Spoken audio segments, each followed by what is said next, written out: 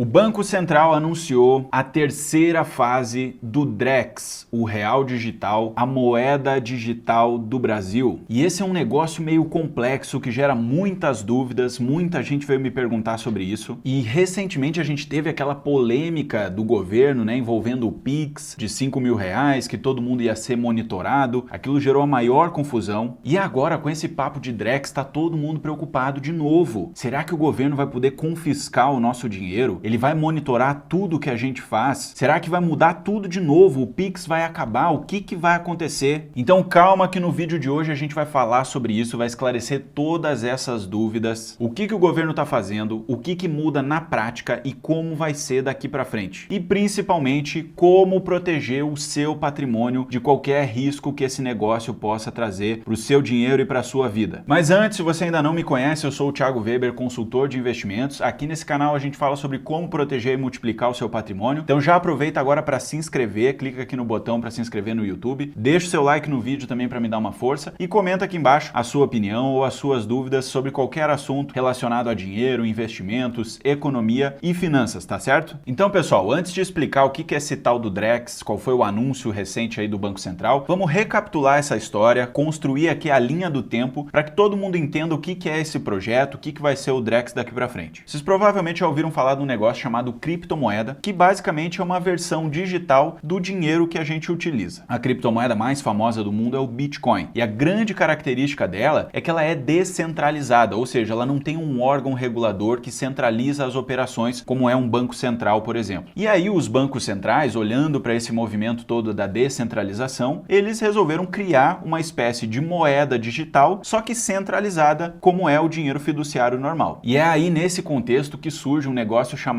CBDC. Calma que eu vou explicar o que é essa sigla. Significa Central Bank Digital Currency, ou a moeda digital dos bancos centrais. O Drex nada mais é do que essa moeda digital, e ele começou sendo chamado, na verdade, de Real Digital, o RD, lá nos últimos tempos. Só que aí o Real Digital meio que não pegou, foi um nome meio ruim ali, o pessoal resolveu mudar e agora chama de Drex, esse projeto como um todo. Então, resumindo, né, o Drex é uma CBDC que a gente tem aqui no Brasil, que o Banco Central está trabalhando para implementar esse negócio aos poucos. Tiagão, mas eu já ouvi falar desse negócio de CBDC e me disseram que isso aí é uma porcaria, esse negócio é perigoso. O que tu tem a me dizer sobre isso? Olha, vamos com calma aqui, eu vou dar os exemplos, tá? Mas o ponto é o seguinte, as CBDCs tradicionais, elas têm vários problemas. No modelo tradicional, ela é um negócio que centraliza todas as operações dentro do sistema da blockchain, que é o mesmo modelo de funcionamento lá do Bitcoin e das criptomoedas tradicionais. E aí qual que é a consequência disso? Toda e qualquer transação feita com o dinheiro brasileiro é rastreável e o Banco Central pode monitorar tudo isso através lá do sistema da blockchain. Só que o Drex ele não vai ser uma CBDC tradicional, porque ele já abandonou a ideia de utilizar a blockchain. A gente tem casos aqui da vida real que depois eu vou mostrar melhor para vocês, mas o mais emblemático de todos é o da Nigéria e também das Bahamas, em que uma CBDC tradicional foi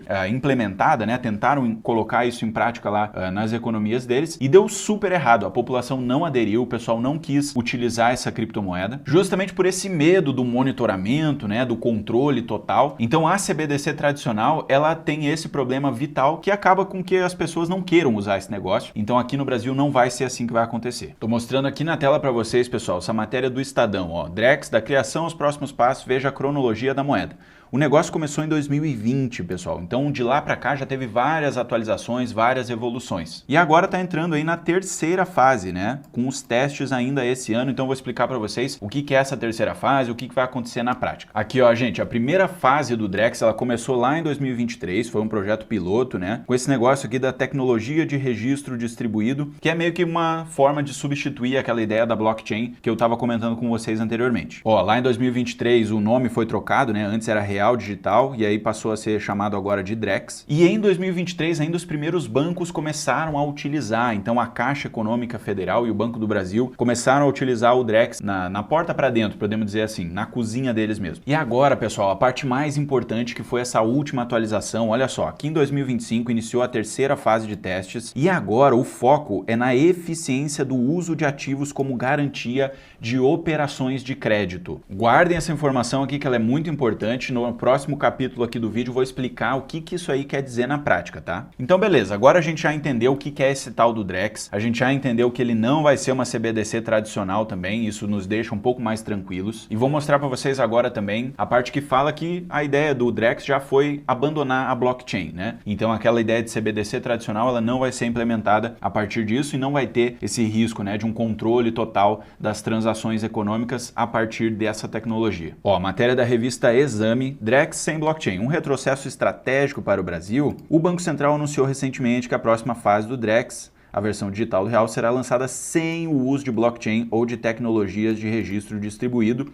Então, esse negócio do monitoramento, né, esse risco de controle total, ele é diminuído por conta disso. Ok, Thiagão, entendido, beleza, mas e aí, cara? Para que vai servir esse negócio? Até agora eu não tô entendendo qual é a aplicação prática desse tal de Drex. Por que o Banco Central está inventando essa moda? O negócio é o seguinte, nessa fase, os bancos estão utilizando o Drex como se fosse um Open Finance, entre aspas. O Open Finance, ele nada mais é do que uma troca de informação entre os bancos sobre os seus clientes. Então, quando a gente investe hoje, por exemplo, dá pra gente usar uma plataforma, por exemplo, lá o BTG, e aí ligar o botão do Open Finance e enxergar dentro do BTG o que a gente tem no Itaú, o que tem no Santander, o que tem na XP, e fazer um controle centralizado através dessas informações que são trocadas entre as instituições. O Open Finance, ele serve tanto para os investimentos, como ele serve também para as transações do dia a dia, né? Os extratos que a gente faz de pagamentos via Pix, as coisas do cartão de crédito, tudo isso está interligado. E aí o Drex agora, ele vai servir como se fosse uma espécie de Open Finance, só que da porta para dentro. Aquilo que eu estava mostrando para vocês antes, vai ser usado para dar mais eficiência nas garantias de empréstimo. Então, por exemplo, hoje quando a gente faz um crédito e coloca um bem como garantia, digamos que você aí pegou um crédito e deu o seu carro como garantia dessa transação para conseguir reduzir o seu juro. Se você fez essa transação lá com o Itaú não comunica para os outros bancos que o seu carro já está sob alienação fiduciária. Ou seja, se você quiser bater lá na porta do Banco do Brasil e tirar um crédito lá e colocar o seu mesmo carro como garantia daquele empréstimo, você pode fazer isso. Isso aí é uma espécie de falcatrua, né? Dá para chamar dessa forma, mas é uma brecha do sistema porque até então não tinha essa comunicação dos ativos que eram dados como garantia. E o Drex, com a tecnologia dele, ele agora vai conseguir trazer essa funcionalidade para os bancos que da porta para dentro vão se comunicar e vão trazer essa clareza, essa informação mais rápida sobre os ativos dados em garantia para evitar fraudes e evitar essa dupla garantia dada no empréstimo que muitas vezes acabava acontecendo. Então isso aí traz mais dinamismo para o mercado de crédito. E basicamente é isso que vai ter agora na terceira fase, tá, pessoal? Só que como todo esse negócio do Drex é uma linguagem complicada, envolve coisas de tecnologia, envolve esse linguajar aí do pessoal da TI, né, que a gente aqui não manja muito, isso nos traz muito medo, muita insegurança do que pode acontecer. Mas como eu expliquei para vocês, como esse modelo do Drex não está utilizando blockchain, o governo não tem como monitorar todas as transações através dele. Então, por enquanto, a gente está tranquilo. Não vai haver nem esse monitoramento total e nem nenhuma espécie de confisco ou de problema relacionado a isso. Agora, parte muito importante, quero muita atenção aqui em todos, para o que você está fazendo aí e volta aqui para o vídeo. Isso é por enquanto, isso é agora, é como está sendo feito nesse momento. Mas caso o governo mude de ideia e troque essa visão de a partir de então usar blockchain e voltar o Drex para ser uma CBDC tradicional, aí a gente tem um risco sim de ter esse monitoramento geral e porventura até ter problemas relacionados a confisco. Nesses modelos de CBDC tradicional, que a gente também chama aí de CBDC de varejo, tá? Guardem essa nomenclatura. O governo ele pode colocar até algumas características diferentes no dinheiro. Por exemplo, ele pode colocar prazo de validade. Digamos que você recebe lá o seu pagamento em Drex na sua conta e aí você pode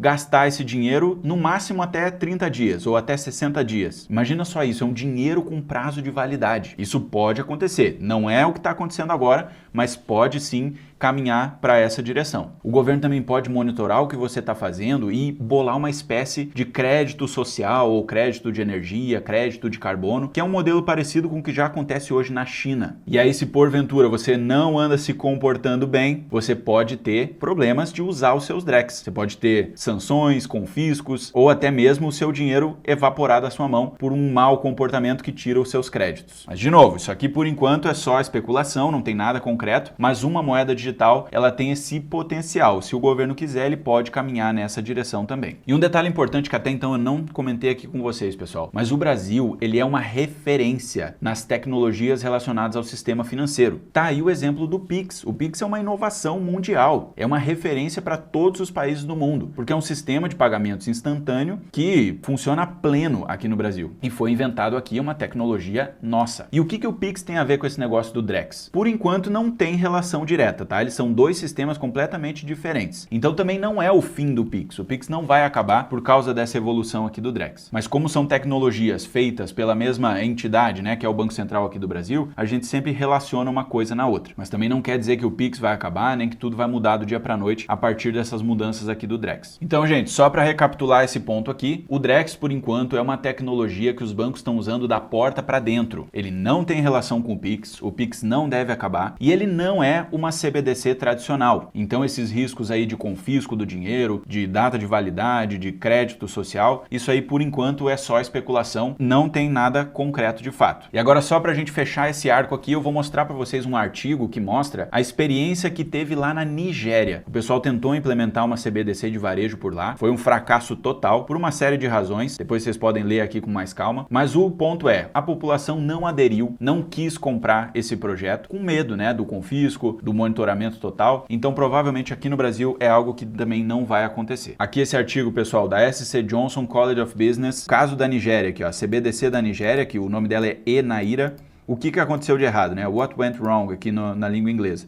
Aí aqui tem todas as explicações, né? Tem vários relatos aqui de como foi a implementação, o que aconteceu, o problema que tiveram aí relacionado à aderência, à inflação dessa moeda também.